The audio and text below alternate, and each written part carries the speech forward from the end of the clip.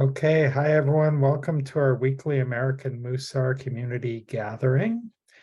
This week will be our second week of exploring the soul trait of equanimity, keeping a level head even when things get a little bit crazy. And things can get crazy in a bad way, and things can also kind of get crazy in a good way. And if we get too kind of ramped up and wild and overstimulated, that's not a good thing either.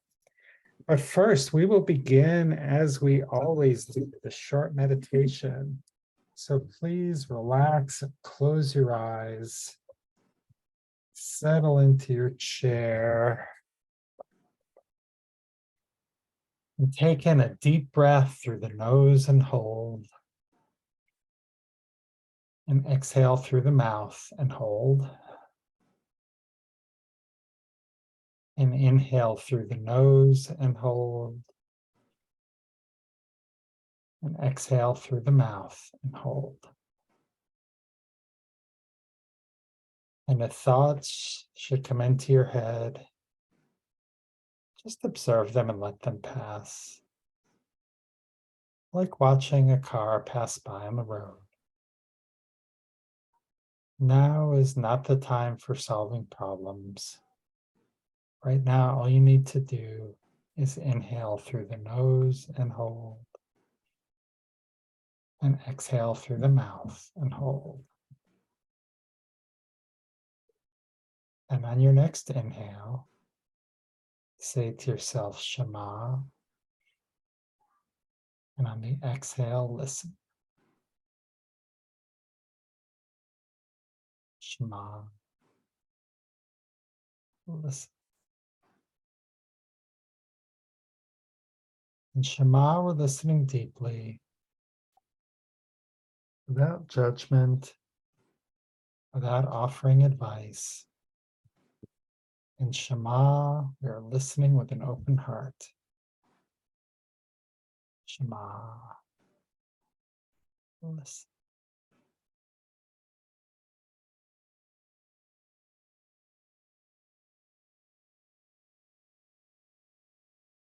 When you're ready, you may open your mind. You may open your eyes. Guess you can open your mind too. That would be a good thing to do.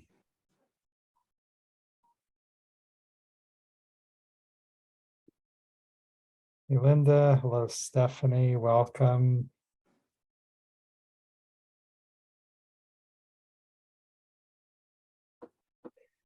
Today, as we get started, I actually have a quote here from Rabbi Alan Liu from his book, This is Real and You Are Completely Unprepared. It's a fantastic book. I read it most years during the high holiday. And one of his chapters is on Tisha B'Av, which is today. We are mourning the destruction of the temples, as well as other calamities that have hit our people, such as the expulsion from Spain, the beginning of World War I, which would be the biggest calamity for the Jewish people, were it not for the Holocaust. Hundreds of thousands, if not millions of Jews died in pogroms, and one side would capture a city in Eastern Europe, and they would say the Jews were collaborating with the other people, and there would be a massacre. And then the other side would take over and say the Jews were collaborating with the people, and there would be another massacre. So it was horrible. But Alan Liu is looking at this from a spiritual perspective. And one of the things he wrote about the destruction of the walls of the city is that when the walls come down, suddenly we can see and we can recognize the nature of our estrangement from the divine. We can also, in a wider sense, we can see things in our life that maybe we couldn't see before. From a destructive event, I went down to Big Basin, which was the first state park in California. There was a terrible fire there a few years ago. Over 90% of the old growth redwoods were destroyed. And a couple years later, you see all this new growth. So out of destruction, sometimes we get new growth. So I'm going to stop the share, and I'm going to cut and paste this quote into the chat.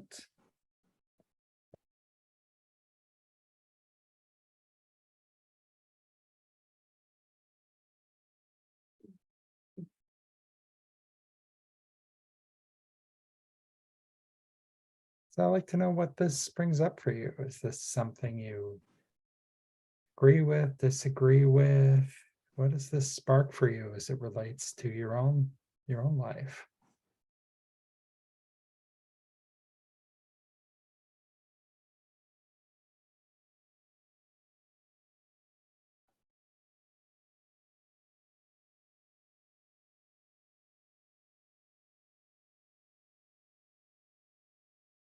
Yes, Wendy.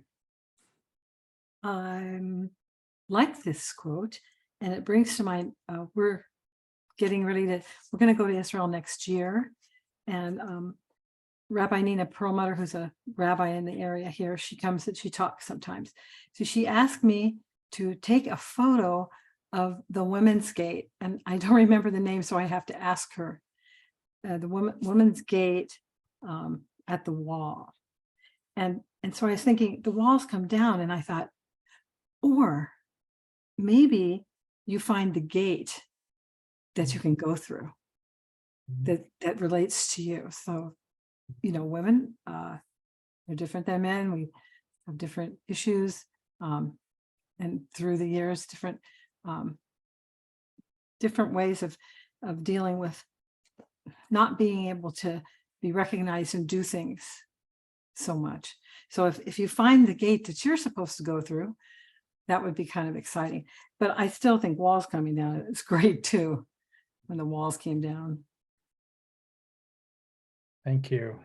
Thank you, Wendy.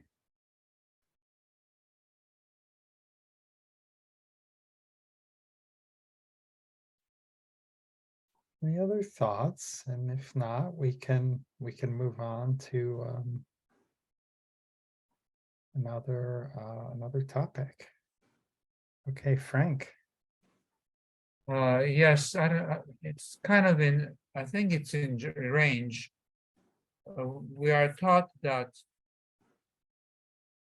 both temples were destroyed, and the spiritual reason was because there was baseless hatred among Jews. And I'm thinking about what's happening in Israel. And again, without taking sides, the way I see it is, what have we done to reach out to those that have other opinions? So when we say this is real, what's happening, it's real. It's not a fabrication. So when the temples were destroyed, there was real life going on. And the suggestion is that the people they did not regard each other, did not respect each other, regardless of where they stood in, politics or whatever. So I'm just kind of reflecting on that. Thank you, Frank. Yeah, that brings up a lot of tender memories for me of my work and my internship, trying to bring people together across the political divide and to respect one another, even if they don't agree with one another's positions. And that was so much harder than being a grief counselor and sitting with people, mourning the death of their beloved, and sitting with people as they went through the worst thing that ever happened to them. And that was nothing compared to some of the tensions and some of the struggles to try to create understanding among people who disagree. We have Wendy and then Karen. Why do you think that is, Greg? Why do you think that is harder to deal with than the grief counseling? What would it be? I think there's a lot of reasons. I mean, grief is not like, it's very simple. You know, it's very emotionally hard, but it's actually not very intellectually complicated. And there's people have a willingness to, are just looking for help in any way they can get it. There's people aren't necessarily looking for help about their differences. Well, I just wrote a note to our rabbi about clarity and how grief can bring clarity. And there's an openness, I think. When you're grieving, you become open. And then I hear there's a closeness when there's differing opinions. There's a lot of closeness, but grief kind of opens you up. You know, Yeah. you're needing to be filled, and then you will listen and you will decide what you need. And I think it's a readiness. So that might be something that you're finding. Yeah. Thank you, Wendy. Karen. My perspective here is not so much what we recognize when the walls come down, but the opportunity to recognize when something we see as negative, tragic, not what we were hoping for happens, and it lets us see where the problem is. Or in this case, we recognize the nature of our estrangement from the divine. But what the positive is that once we can see that, where do we go from there? What do we do? How do we change our lives going forward? How do we improve from where we are at that point? And so sometimes, and I remember discussing this in as part of a different scenario, it's only perspective that lets us know if when something happens, if it's really for good or not for good. It may be what follows. The walls coming down could be negative. Recognizing an estrangement could be negative, but the recognition that allows us to move forward in a positive way could make this a precursor to good. That's what I was thinking when I read this. Thank you, Karen. I love that. Thank you. Any other thoughts or comments? Okay, well,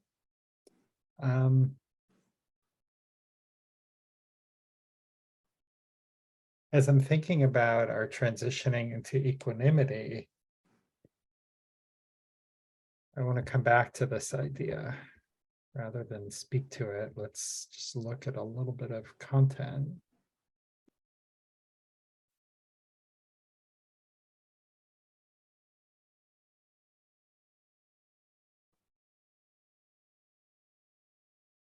So there's a couple of quotes. And this first one I think is very powerful. The person who has mastered peace of mind has gained everything. To obtain peace of mind, you need to be at peace with your emotions and desires. Can someone read the second bullet from Rabbi Jennifer Gubitz? Read it. Musar scholars describe equanimity as a state of being through which a person can face any situation without being moved from a centered self. Thank you. I'm going to copy these in the chat. You know, there's a reason, and I told this story last week, why equanimity kind of comes towards the end of the book.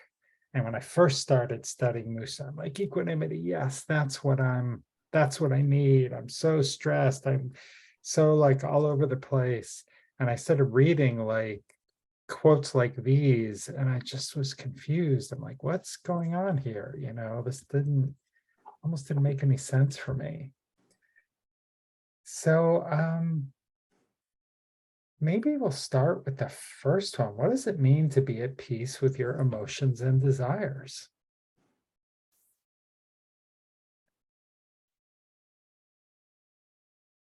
Yeah, Sue. I feel like a lot of when I go off the rails, it's emotional. That Mhm. I'm not at peace if I'm getting emotional, either in a, one way or the other. And I mean, there's an expression like letting your emotions get the best of you. um, and not being sort of rational and level-headed.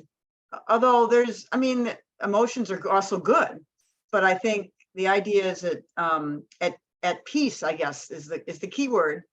Peace is used twice in there. To obtain peace of mind, you need to be at peace. So to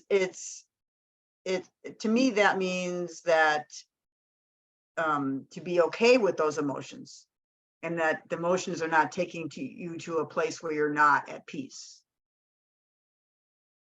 That's an interesting question. And so I will challenge that by way of asking another question, which is it being at peace? Does being at peace mean that we don't have emotions? Like, again, I might have said, oh, well, equanimity means we're not getting emotional. Is that what this is saying? Is it, or it almost is like there's an implicit assumption that's like, you are going to have emotions. You are going to have emotional reactions. So, Sue, yes, I saw your hand again. Well, I think it's more of like irrational, or how do you define that? So if you get really upset about something that takes you off the rails emotionally, and so it's more, to me, I mean, emotions are good. I mean, love is wonderful, right? That's an emotion. I love, whatever it is I love. That to me is an emotion, is a feeling. Well, I guess what I'm talking about is if you're in conflict with somebody and they do something and you get really upset about it, and then you're not at peace with the other person or with yourself. And I guess that can be good and bad. I mean, it moves you forward to try to get to that peaceful place by discussing it with the person or resolving the issue. But I guess that's what I was trying to get at there. Yeah, and I think what you're saying is very much in line with the second quote. Something happens and you're staying with your centered self. That, okay, I might be getting a little bit angry, I might be getting a little bit upset. And we don't want to kind of move off our center. And that's kind of the very well accepted aspirational goal for equanimity. But what if I get mad? Does that mean I'm a bad person? Does that mean I've kind of lost my equanimity? And maybe I've lost my equanimity, but come on, I get mad. What does this mean? I see Frank in London, someone else's hand popped up and popped back down. Is that Stephanie or was that, Marianne, did you want to say something? Because I think your hand may have been first up and then it was first down, but I'm not going to let you off the hook. I want to hear what you have to say.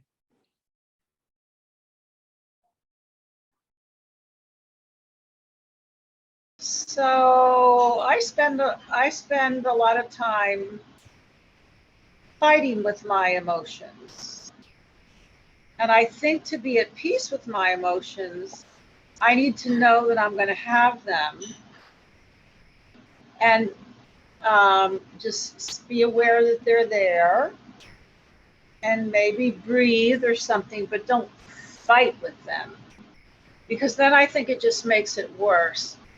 And also, the part about peace with your desires, I have a career desire right now, which may or may not come true. And I think I need to find a way to be at peace with whatever happens. So we can have desires, but I don't think we should hang whether or not we're peaceful and on whether or not something comes true. Yeah. Thank you, Marianne. Is it Linda or Frank?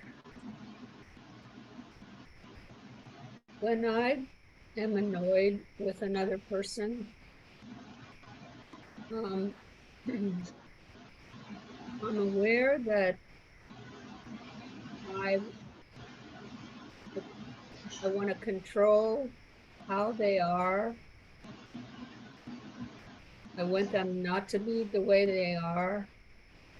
And that's really not, shouldn't be my lane.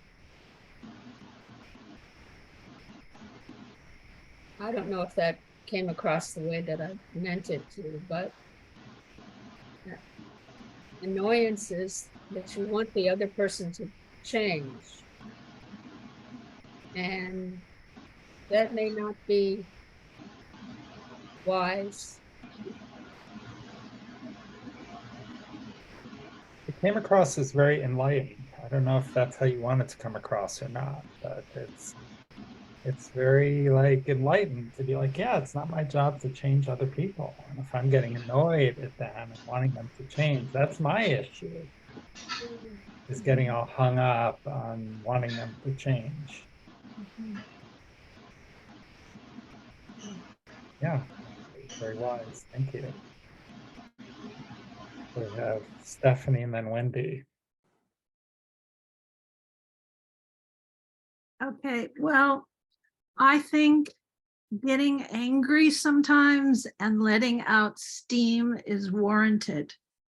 Not going crazy, of course, but I think it helps to kind of relieve the stress and hopefully get you in a better place. I'm going through a situation today that happened, and it was stressful, and it has to do with my landlord and them not taking care of something that should be taken care of. There's a safety risk here involved, and they said some angry words to me, and I exchanged my feelings as well. And I just thought, no, I'm not gonna be nice about this. This is something that needs to be taken care of. It's their responsibility. They're the owner of the property. And so I got angry, and I thought, I can get angry. I can let this go, and then I can just let the situation, however it works out, I mean, I will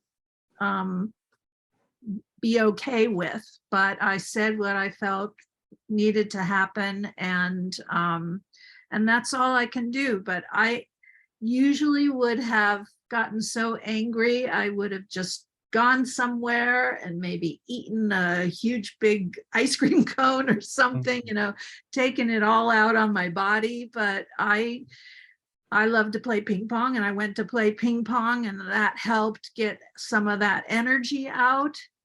But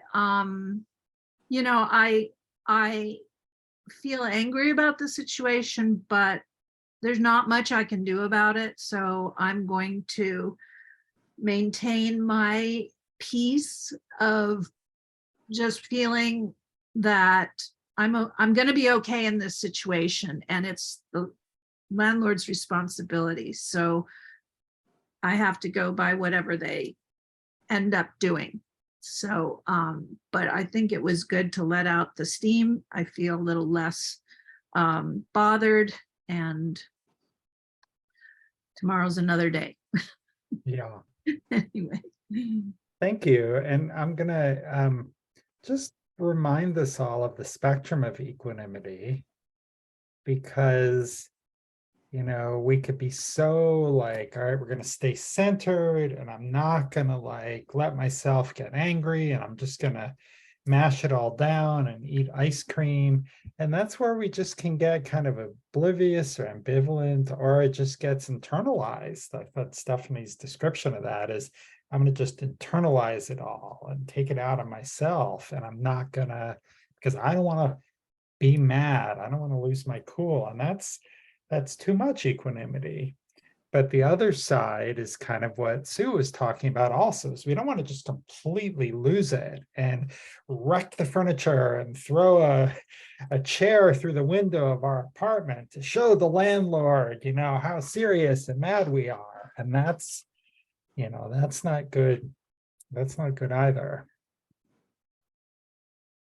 Again, reminding us of the mantra which we talked about is, as much as possible, like surfing the waves of life. And all right, I'm going to be an angry surfer for the moment because the landlord, there's a safety issue and I have something to say, and what I have to say is important. And I'm going to say it. And if that means I'm an angry surfer for the moment, that's okay, because that's where we need to be. And I can also be at peace with that. You know what? Okay, there's a reason why I'm getting angry. I'm not going to beat myself up for being angry. I'm gonna deal with the situation. Wendy and then Marianne. Where's my thing? Oh, well, this move that we made, I mean, about 17 months ago now, I started out just having like one emotion, because the trait of enthusiasm is kind of where I live. And even as a kid, it's just happiness and joy all the time. So I'm really coming into this emotion game pretty late in life. It did start to take its toll on my health. And so I did have to do a lot of studying. But from what you guys said, it's like, be aware that one of you said something about being aware of the emotion. And then for me, it's beware of the responses, because Sue was talking about responses. So being aware, first of all, and then beware of responses, just kind of, tap into how I'm going to respond. But we can trust our emotions because they come to us. We don't say, oh, I'm going to be angry today. Things just come. So there's a reason. And like you were saying, Greg, you have those for a reason. And they're to, I think, teach us. And I've learned a lot since in 17 months time. I just think that then we can actually, those two quotes are very closely related, and that once you are able to respond the way that makes you love yourself, that you want to, then you actually move into that place of being centered, which is really important for health, I've learned. So that's my take on it. Thank you, Wendy. Listening with an open heart. Marianne. Yeah, something that Linda said made me think of something similar in my life. There's a person in my life who's abusive, not physically, but abusive verbally and emotionally. And I think to be at peace, you take some preventative measures and set some boundaries, physical and just other boundaries, so that it's so I don't, riding the waves to me seems a little bit like, oh, you just go on and whatever happens happens. But I think you can prevent some of those waves, or at least do something to make them less. So that's all I wanted to say. Absolutely. Absolutely. Well said. There are, yeah, this is, if anything, equanimity is all about taking action. It's keeping a clear head as much as you can in order to take action. I wanted to come back to grief a little bit too, because, about being, and a lot of like what I would have to tell people is, I didn't use this language, but as I think about it, it's about, they'd have a terrible loss. It's been 2 minutes, 2 hours, not 2 hours. Geez, sorry guys. 2 months. When is this going to end? It's been 6 months. When is this going to end? It's been a year. When is this going to end? And, part of it was just telling people, I can't tell you when it's going to end. And I'm so sorry that you're going through this, but it's going to take a while. It's going to take far longer than you thought. And if we look back, probably realize that it has changed and it's not bad as it was a month ago, 6 months ago, but it's still there. And part of like that being at peace with the emotions, just a recognition, is this feeling of grief is going to be with me, to some degree forever, but the rest of me is going to get bigger and is going to be able to live with it. And so that's kind of learning to be at peace with it. And as someone said, when you're fighting it all the time, I can't feel this way. I refuse to feel this way. It's like, unfortunately, it doesn't work that way. So we're back to, I think it was Frank this time, if I saw the hand, or is it Linda again? I have a couple quotes from a teacher a long time ago. Let's see, anyone can get angry. That's easy. But to be angry for the right reason with the right person, that's not so easy, and not everyone can do that. Hmm. And then one more. This is from one of my teachers, Edgar Casey. He said, be angry, but sin not. Hmm.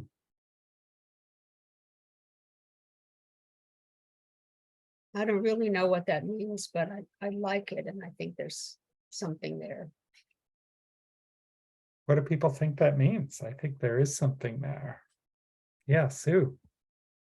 Well, the first thing that came to mind was be angry, but don't kill anybody.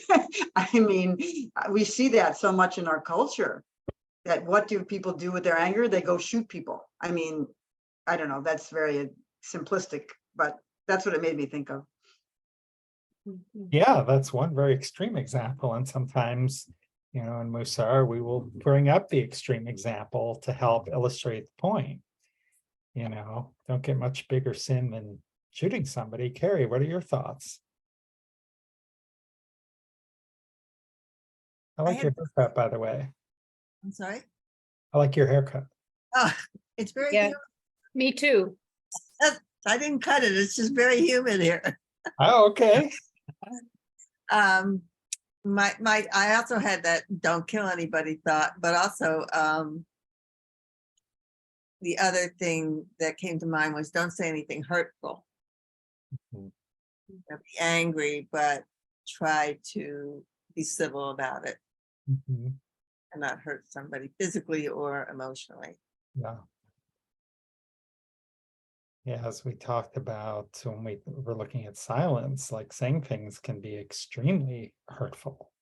And sometimes more lasting, cause more lasting pain than a physical incident. Yes, Bonnie. Which brings to mind the problem of Lashon Hara, or the situation of Lashon Hara, Mhm. because your anger at that point can lead a person to speak to somebody else, and that can set up a very difficult situation that didn't need to be. So we can imagine someone does something really hurtful, we get angry, we're at peace with that emotion, we recognize the anger, we're not letting it define us, we're not beating ourselves up because we're angry, but we're also not letting it control us, we're keeping our center, and then we're in a position where we can decide what action to take. Instead of just blindly lashing out and saying something that we may regret, we decide on our response.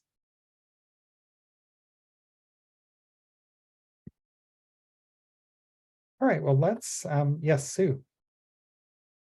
Wanted to say something very briefly that reminded me of is emails, that when you read something and you get angry, you're never supposed to send an email right away. Just think about it, and then send it later or not at all, depending if it needs a response. I learned that the hard way so many times. I'm probably 80% good at not sending. Every once in a while it goes out, but about 80% of the time I've figured out I should wait till the next day. And I'll even sometimes delete the name of the person. So I can't Oh. accidentally send it. I'll write the reply, but there's no way it can get sent. Yeah. That's good. Ron, Put anyone's name on it. I question the clarity of any response that comes out of anger. I've been listening to everybody speak, and when you're angry, I'm not sure that anybody's response, and I'm not talking about reaction, I'm talking about response, is as clear as it could be. And I'm not sure that it's productive.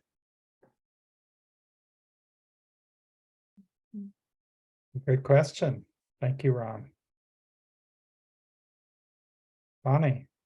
So there's a sentence that I've learned, and I teach teens, and it's one that I've given them a lot, which is the way to end any argument, which is the sentence that says, "You might be right."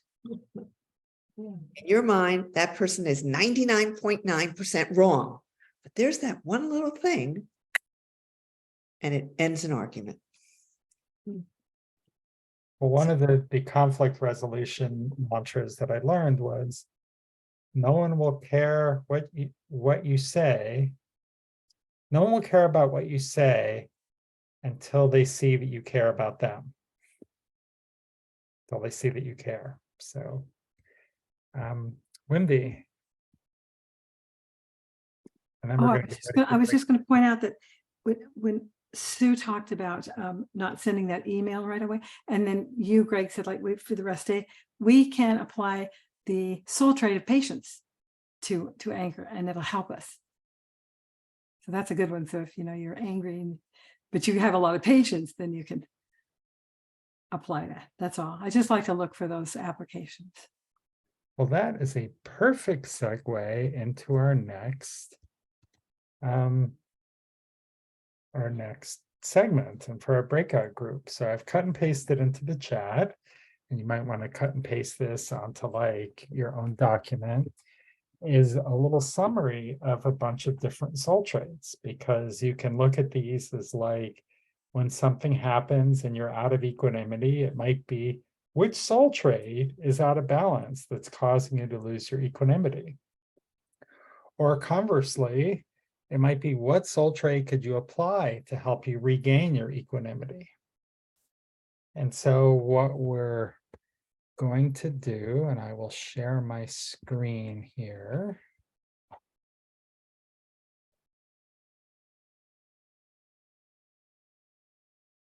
So we can practice equanimity directly.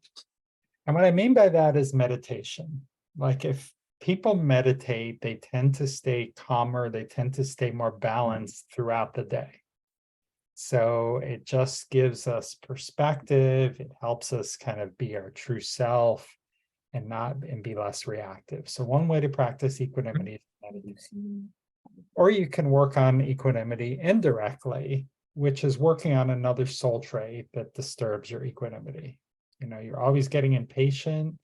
You're always screaming at other drivers in traffic. Well, maybe working on patience could help you get to equanimity. So with your partner, when we go to our breakout groups, you know, what's a practice? What's something you're going to do in the coming week? And I'll stop the share, and I'll also put this, the information from this slide. So it's really, you know, our role is just to be a listener for the other person. We're not really there to kind of give advice. We're not there to be judgmental. Oh, well, I'm having trouble.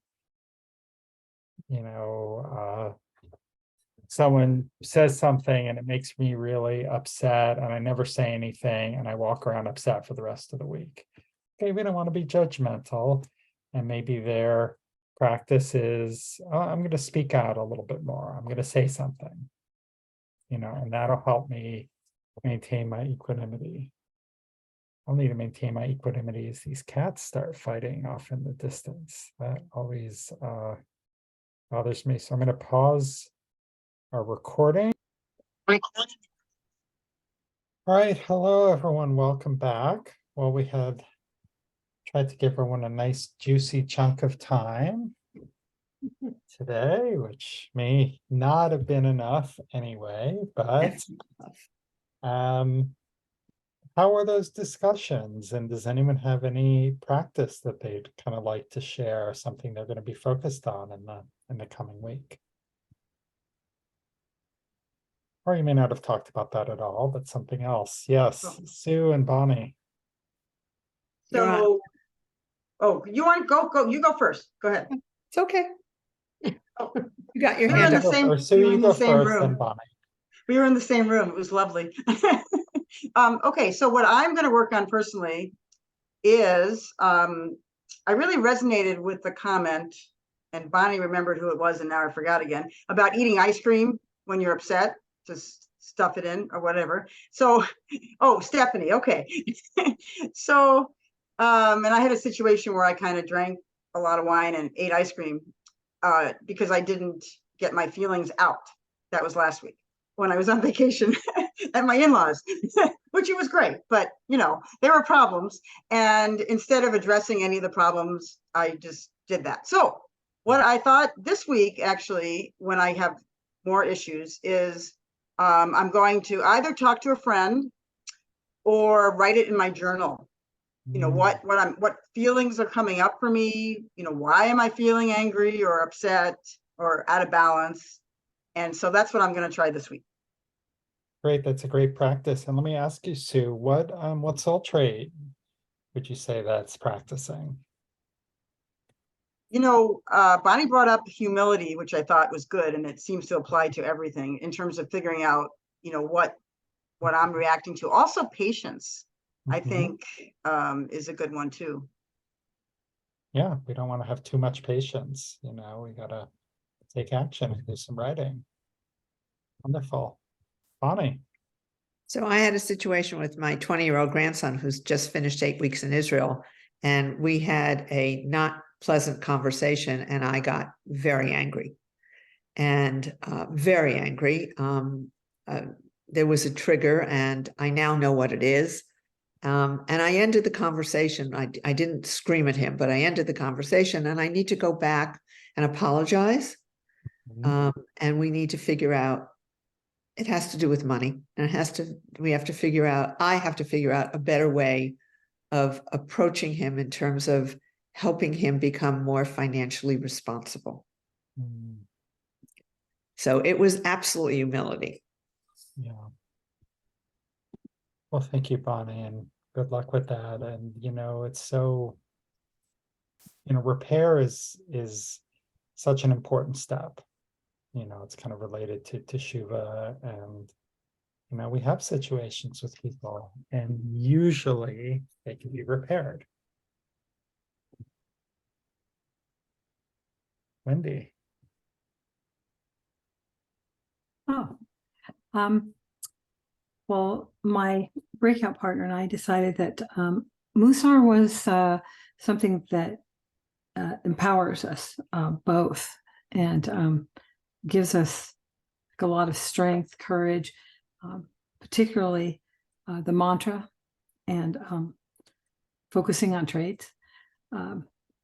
She didn't have a certain trait for her, and mine was loving kindness. A little bit less about self and a little bit more others, because going on vacation tomorrow and celebrating my son and daughter-in-law's first wedding anniversary in the mountains where they were married with my other son and daughter-in-law and their 2 kids. So going to need a lot of loving kindness. Mazel tov. Mazel tov on the anniversary, and I hope loving kindness can help you navigate that situation. Sue, I have a question for Sue. Was wine and ice cream in the same meal? No, I'd go into town and get an ice cream when I could escape. And then wine was at dinner with the family. So no, they were separate times. Thank you. Thank you. It wasn't a wine ice cream float. No, Wasn't like putting frangelica over the vanilla ice cream or something. Gotcha. Anyone else like to share?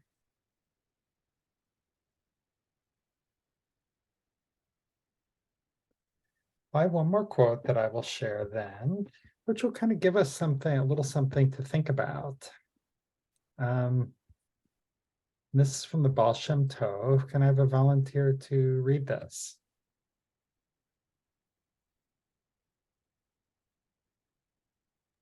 I'll read it. Equanimity is very important. That is, it should make no difference. Excuse me, I can't see the words. Whether one is taken to be an ignoramus or an accomplished Torah scholar. This may be attained by continually cleaving to the Creator, for if one has a deep connection with the divine, one isn't bothered by what other people think. Okay, so that's from the Baal Shem Tov, and the Baal Shem Tov was the kind of leader of the Hasidic movement. He sort of created the Hasidic movement, and that is like their thing. It's like cleave to the divine all the time. You know, this sort of deep spiritual connection, which for many of us, that's probably not how we look at the world or how we sort of show up in the world. But, you know, and we may not even be sure about the divinity, or our conception of God may be really different than that. But is there something about attaching ourselves to others? You know, is it, well, if my kids think well of me, I don't care what other people think. Or if I'm well respected in the community, you know, that can sort of help me get through.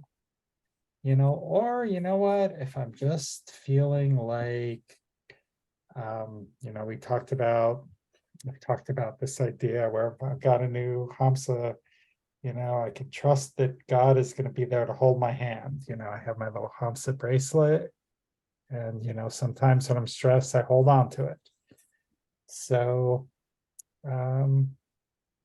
that's sort of an idea that we can take and sort of percolate on a little bit and think about, is there a piece where relationship with the divine, or closeness with the divine, or closeness with other people, best friend or trusted confidant, can help us stay grounded through rocky times. I had a wonderful meeting with a really good friend of mine from high school and college and actually graduate school, and I hadn't seen him in about 15 years, and we got together recently, and he had been through some tough times, and he said, you know, my wife really helped me get through it. And it's, you know, having someone or something greater, that's another way to approach equanimity.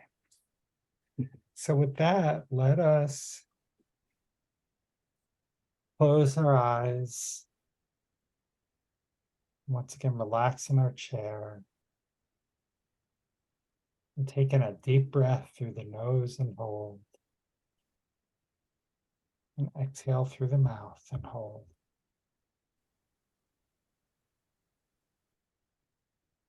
And focus on the light that's filtering through your eyelids.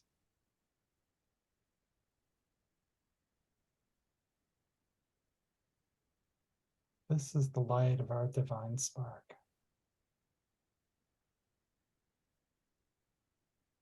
Feel the love and the warmth and the acceptance.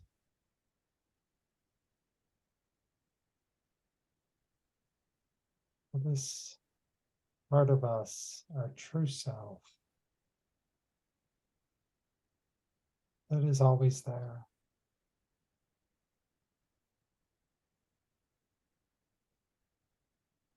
A connection that can't be taken away.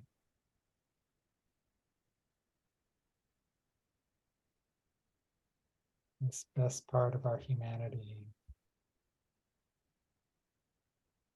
This connection with the greater universe. With the universal good.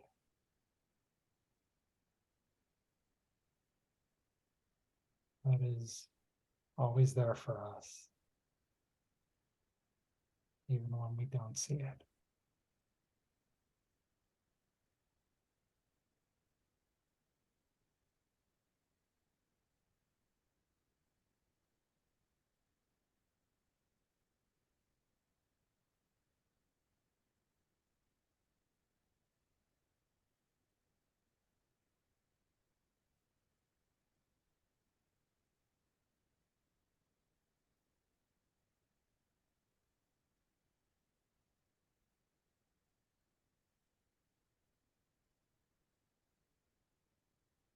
When you're ready, you may open your eyes.